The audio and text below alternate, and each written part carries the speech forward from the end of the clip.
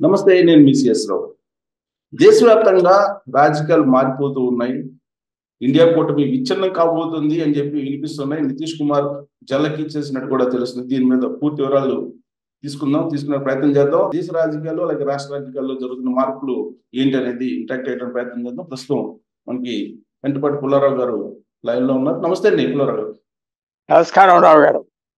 Sir, ఒక జల్లకి ఇచ్చినట్టేనా Nitish India కూటమికి? India కూటమి నితీష్ ఇచ్చినట్టు కరెక్ట్ కాదు. ఇండియా కూటమి ఆయన బయటికి పంపించారని మనం చూడాలి. ఆయనే ఇండియా కూటమిని జూలైలో ఏర్పాటు చేసి దేశవ్యాప్తంగా తిరిగి మమతా బెనర్జీ, కేజ్రీవాల్, అఖిలేష్ యాదవ్ వాళ్ళ ముగ్గురుతో ఆయన మంచి టచ్ లో ఉండి మనకి తప్పదు బీజేపీని పోరాడాలంటే మనం అందరం కలవాలి, కాంగ్రెస్ పార్టీ అలయన్స్ తో అని పెట్టాక ఆయన తిరిగి ఆయన మొదలకు వచ్చాక క్రెడిబిలిటీ వచ్చి వీళ్ళందరూ వచ్చారు. ఆయన ఆశించింది ఏంటంటే, నేను 5-6 సార్లు ముఖ్యమంత్రిని, కాంగ్రెస్ పార్టీలో ఈవేళ అనుభవం ఉన్నవాళ్ళు ఎవరున్నారు పక్కన, సో నాకు ఇస్తే నేను నార్త్ ఇండియన్ అన్ని కనుక్కుంటా, ఎక్స్పీరియన్స్ ఉన్నది అని చెప్పుకొని వస్తా ఉంటే అతనికి ఆఖరణ ఏమి లేకుండా చేశారు. వాళ్ళ అభిప్రాయం ఏంటంటే, ఇతనికి దిక్కు లేదు, ఇంకెక్కడికి వెళ్తాడు, బీజేపీతో కట్ ఆఫ్ అయిపోయాడు, ఇక్కడే ఉంటాడు, ఇక్కడే ములుగుతాడు అనుకున్నారు. రాజకీయంలో, డిప్లొమసీలో ఆప్షన్స్ కి ఎప్పుడు అంతు లేదు. కొత్త ఆప్షన్స్ వస్తూ ఉంటాయి. డిప్లొమసీకి అంటే ఈ రాయబారాలు విదేశాలతో ఎప్పుడు కొత్త ఆప్షన్స్ వస్తాయి. అందువల్ల నితీష్ కుమార్ కి దిక్కు లేదు, ఇక్కడే పడి ఉంటాడు అది కాంగ్రెస్ పార్టీలో ఐడియా వచ్చింది.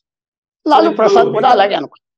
బీహార్ పరిస్థితి చూస్తే ఇప్పుడు దిక్కు లేదు అని కాంగ్రెస్ పార్టీ అనుకున్నట్టు నితీష్ మళ్ళీ బీజేపీ తోటి వెళ్ళే అవకాశాలు ఉన్నాయా బీహార్ లో?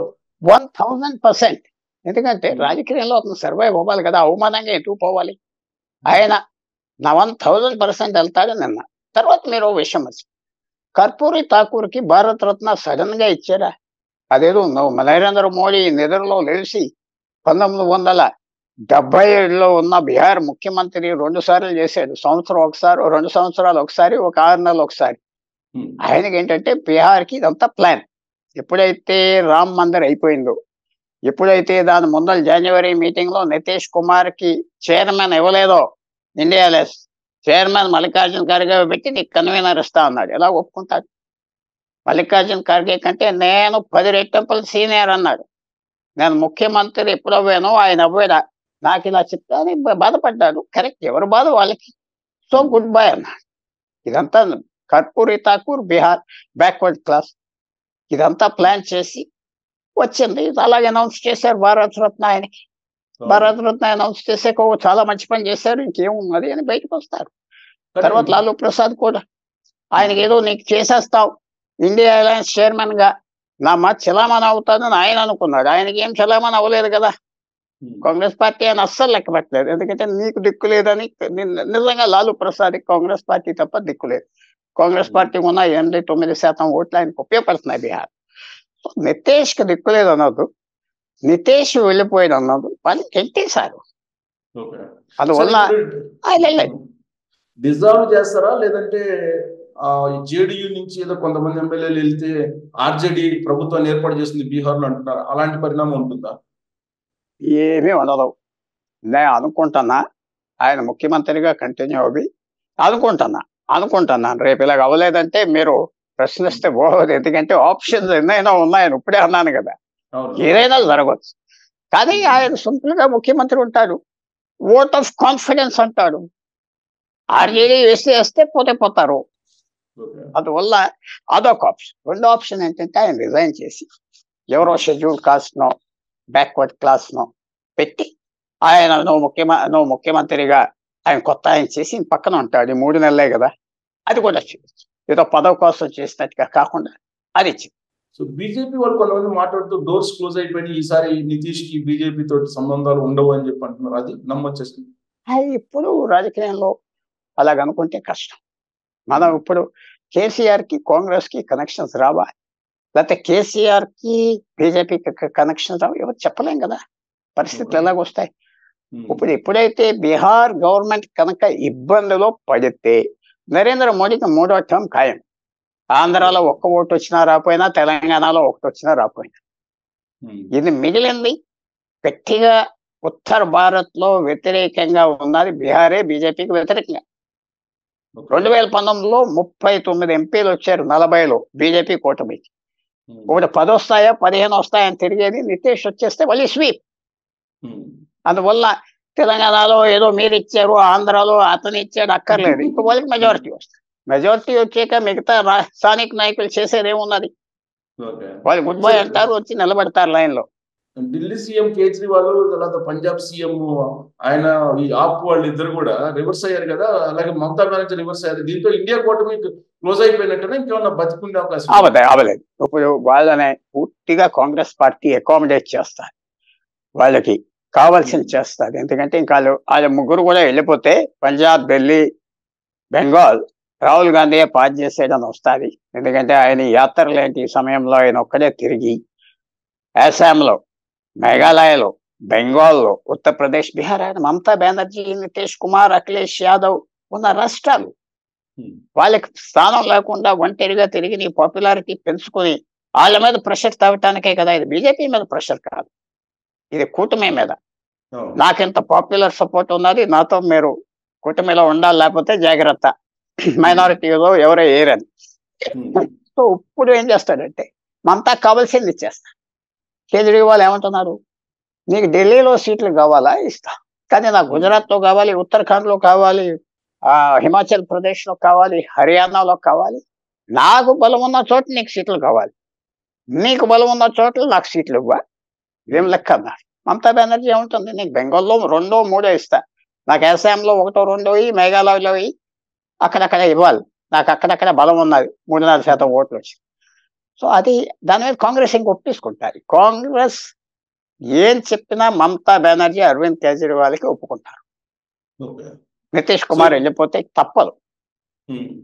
సార్ తెలుగు రాష్ట్రాలు ఓకే, దేశవ్యాప్తంగా ఇండియా కూటమి ఉంటుంది, సరే ఏదో సర్దుకుంటుందని మీరు చెప్తున్నారు. సరే ఎంత సర్దుకుంటారంటే బలహీనంగా అయిపోయిన ఇండియా చదువుకునేది. ఎప్పుడైతే నితీష్ కుమార్ వెళ్ళిపోయాడో ఇక బలం లేదు.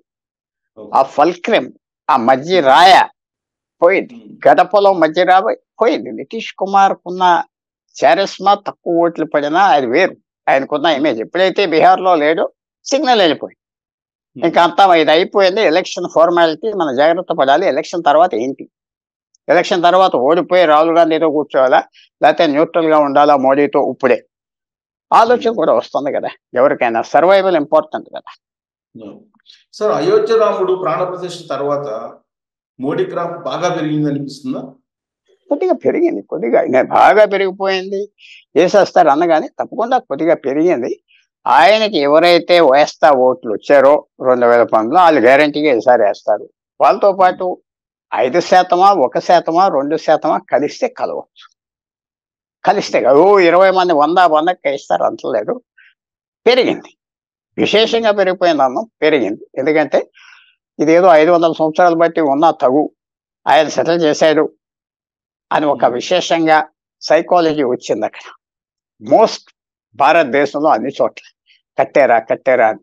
అది కూడా మోడీ కూడా దక్షిణ భారత్ అన్ని చోట్ల తిరిగి నాసిక్ ఏంటి, లేపాక్షి ఏంటి, రామేశ్వరం ఏంటి, ఎక్కడెక్కడైతే రామాయణ చరిత్ర ఉన్నదో తిరిగి జ్ఞాపకం కూడా చేశాడు భారతదేశం, ఇన్క్లూడింగ్ రామ్ సేతు, ఆ వంతెన కూడా అక్కడి వరకు వెళ్ళి చూసి, సో మైండ్లో తీసుకొచ్చాడు. మన చరిత్ర ఇది, మనకు చరిత్ర ఉన్నది, బ్రిటిష్ వాళ్ళు వీళ్ళు లేదన్నారు కానీ 1000 సంవత్సరం చరిత్ర ఉన్నది అని ఒక సిగ్నిఫికెంట్ స్టెప్ యూత్లో మాత్రం తీసుకొచ్చాడు. అందుకనే అక్కడక్కడ ఆశ్చర్యంగా ఐఐటీలో, జేఎన్యూలో, ఢిల్లీ యూనివర్సిటీలో 1000 మంది స్టూడెంట్స్ బయటకు వచ్చి గెంతులేటు, ఇదంతా ఇప్పుడు జరగలేదు. నీ హిస్టరీని జ్ఞాపకం చేస్తా. సో హిస్టరీని జ్ఞాపకం చేసి ఆయన చేసిన ప్రసంగంలో ఇది ఒక అంకం అయిపోయింది, ఇంకా రాబోయేటువంటిది భారత నిర్మాణం అని అంటున్నారు. ఏంటి ఆయన ఉద్దేశంలో భారత నిర్మాణం అంటే? డెవలప్ చేస్తున్నా భారత్ ని, నేను ఇన్ఫ్రాస్ట్రక్చర్ చేశా, కొన్ని విషయాలు తీసుకొచ్చా. ఆయన కూడా చాలా అదృష్టం ఉంటుంది. 2014 నుంచి ఆయిల్ ధరలు పడిపోయింది, ఇవాళ వరకు పడిపోయింది. ఆ తేడా ధర తగ్గించకుండా అది పన్నులుగా లాగేసి ప్రజలకు నొప్పొచ్చిన ఇన్ఫ్రాస్ట్రక్చర్ అని, డిఫెన్స్ అని దాని మీద ఖర్చు పెట్టాడు. లక్కీగా అతనికి ఆ డబ్బు వచ్చింది, అది చేయలేడు, అదృష్టంగా వచ్చింది. అంటే ఆయన అన్న వ్యాఖ్యలో అఖండ భారత్ అనేది ఏమన్నా స్ఫురిస్తుందా? అది చాలా కష్టం. ఎందుకంటే భారతదేశంకి అలా సడన్ గా వెళ్ళిపోయి తీసుకునేది కుదరదు. కానీ మీరు ఒక జ్ఞాపకం పెట్టుకోవాలి, చరిత్రలో rise and fall of empires అంటే సామ్రాజ్యాలు పైకి రావటం, కింద పడిపోవటం చరిత్ర. గత 500 సంవత్సరం 1000 సంవత్సరం చూస్తే ఎప్పుడైనా ఓ సామ్రాజ్యం పైకి వచ్చిందంటే ఆ సమయంలో ఆర్థిక వ్యవస్థ బాగున్నది. అది సైన్యాల వల్ల పైకి రాలేదు, మర్చిపోదు. ఆర్థిక వ్యవస్థ బాగుంది. బ్రిటిష్ పైకి వచ్చారంటే ఆర్థిక వ్యవస్థ బాగున్నది. వాళ్ళు అన్ని కాలనీస్ నుంచి లూటీ చేసి వెళ్ళారు. అలాగే రష్యా సామ్రాజ్యం ఉన్నది, జపాన్ సామ్రాజ్యం అలాగే ఉన్నది. ఎప్పుడైనా పైకి వచ్చేస్తుంది అనుకుంటే పడిపోతుంది. అమెరికన్ ఎందుకు సాగుతున్నప్పుడు వాళ్ళ ఎకానమీ బ్రహ్మాండంగా ఉన్నది. 2 సంవత్సరాల క్రితం చైనా వాళ్ళని ఓవర్టేక్ చేస్తుందని అందరూ విన్నాం కదా. మళ్ళీ చైనా వెనక్కి వెళ్ళిపోయింది. ఇప్పుడు ఎవరు చైనీస్ ఎకానమీ అమెరికా కంటే పెద్దది అవుతుందని అంటాం మానేశారు కదా, వెనక్కి వెళ్ళిపోయింది. సో అమెరికా మొదలున్నారు. జపాన్ 1989లో విశేషంగా వచ్చి సామ్రాజ్యం అంటే పడిపోయారు ఆర్థిక వ్యవస్థ. సో భారతదేశం ఆర్థిక వ్యవస్థ ముందరికి వెళ్తా ఉంటే అప్పుడు ఆటోమేటిక్ గా ఈ ప్రాబ్లమ్స్ అన్ని సాల్వ్ అయిపోతాయి. జ్ఞాపకం పెట్టు. నాకు నేను ఒక చిన్న విషయం కూడా నేను చెప్పొచ్చు. 15 సంవత్సరాల క్రితం మన్మోహన్ సింగ్ గారు నేను కలిసినప్పుడు ఏదో మాటల్లో అన్నాడు, ఇవన్నీ పనికిరావయ్యా, లంచాలు అది తిన్నాడు, వీడు తిన్నాడు, వీడు కరప్ట్, వాడు కరప్ట్ నువ్వు చెప్తున్నావు. నాకు బాగా తెలుసా. 10 సంవత్సరాలు భారతదేశం 8, 9, 10% పెరుగుదల ఉంటే 10 సంవత్సరాలు ఇవన్నీ మర్చిపోతావు. భారతదేశం వేరే మైండ్ వచ్చేస్తుంది. ఇతర దేశాలు కూడా నమస్కారం పెడతాడు, ఎవడు యుద్ధం చేయడు భారతదేశం. అది మోడీ చేయగలరా?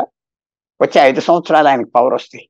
లేకపోతే ఇంకో కూటమి వచ్చి అంతా ఈ ఫ్రీ బీజు వెల్ఫేర్ చెత్త చేసేస్తారా? అది చెప్పలేం. మనం మర్చిపోకూడదు. హిస్టరీలో కూడా భారతదేశం కంటే పెద్దగా అర్జెంటీనా ఉండేది 50 సంవత్సరాలు. ఇలా పాడైపోయింది. కొంత నాయకులు వచ్చాక ఇప్పటి వరకు తేలిపోలేదు. సో భారతదేశానికి ముందరికి వెళ్ళిపోతాం, అది చెప్తాం. అది మోడీ గారు చెప్పలేరు, మీరు చెప్పలేరు, నేను చెప్పలేను. హౌ ద ఫ్యూచర్ ఎలా ఉంటుంది చెప్పలేం కదా. ఇలాగెళ్తే సరే, ఇలా వెళ్తాదని మీరు రాసిస్తారా? చెప్పలేం కదా. విదేశీ ఎన్నో జరుగుతాయి, యుద్ధాలు జరుగుతాయి, ఆయిల్ ప్రైస్ పెరగచ్చు, ఏం చేస్తారు అప్పుడు? ఇవన్నీ ఖాళీ మూసుకోవాలి. ఫ్యూచర్ బాగుండొచ్చు. బాగుంటే అఖండ భారత్ ఇవన్నీ దారిలో పడతాయి. చైనా కూడా దారిలో పడతాయి. చైనా కూడా అగ్రిమెంట్ సంతకం పెడతారు, బోర్డర్ అగ్రిమెంట్. మీరు గ్రాఫ్ అలా పైకి వెళ్తే ఆర్థిక వ్యవస్థ, గ్రాఫ్ కిందకు వస్తే మళ్ళీ కూడా పట్టించుకోవాలి.